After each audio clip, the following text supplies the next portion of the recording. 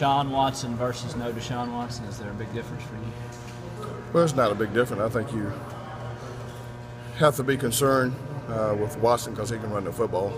You know, not that they won't run it with Stout. I think he'll run the ball some too, but they run it a lot more with Watson playing quarterback. How much will it affect your preparation, not knowing for sure? No. We'll prepare just like we've done in the past for athletic quarterback and one that's not so athletic. So the game plan will be very, very similar.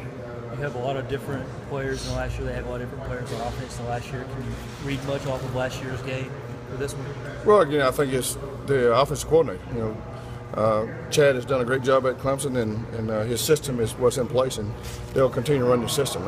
Their plays are no different than what they did with the quarterback they had last year. So very, very similar. What have you guys done well to stop them the last 4 years? Well, you know, I think the guys take pride in the state rivalry, and you know we tried to execute better, and you know we create some turnovers that has helped us, and you know, we'll have to do the same on Saturday. We're gonna have to create some turnovers to, especially because they got a great defense, and we got to get our offense a minute opportunity with the football as we can. How big a key has pressure from the front, from the defensive line, been for you guys to stopping what Chad wants to do? Totally. You know, again, we've done a lot with 4 guys, and you know, but you know, this year probably be a little different. We don't have the 4 guys that can, you know, just can break down their pass protection. So we'll have to do it in a different way. But you know, we've had 4 guys in the past that can get to the quarterback. What are you going to do now with Rico out? How are you going to work the corner spot? We'll look and see who practices the best between DJ. Bryson will definitely start at corner, and so we'll see with DJ and Chris Lamont and Al and see who practices the best. I think right now Chris Lamont will be starting with Bryson if we had to play today. Felt like you got in a little bit of a comfort zone with Bryson at safety. Is this bad timing for that Rico injury? Well, anytime you like Rico. Rico is a physical DB, and Clemson got some big physical receivers, especially 7, and so you know you like to have him out there. But you know, unfortunately, things happen. That's part of the game, and you know, I just hope Rico is well when he comes back. How is he? Do you know? He's fine. You know, anytime you have a concussion, you know, there's up days and down days. He was pretty good earlier today, and then later today, when he took the test again, he wasn't as good. So, you know, this is not about football. It's more about Rico and his future. So, you know, we want to make sure we do the right thing for him. Did he take a knee to the helmet? Or? Yeah, that's what he did. He went low and to cut the guy low down, and then he took a knee to the helmet. Is he going to play again? I mean, are you into that? Oh yeah, no. I think he definitely will play again. You know, he'll play in the bowl game. But you know, if we had to play a game in 2 weeks, he would play. So, you know, I think he's close, but you know, you want to err on the side of caution with the young man future. You're going to have some young kids in the front 7 at all, at linebacker or defensive line. Have y'all shortened up the rotation there at all?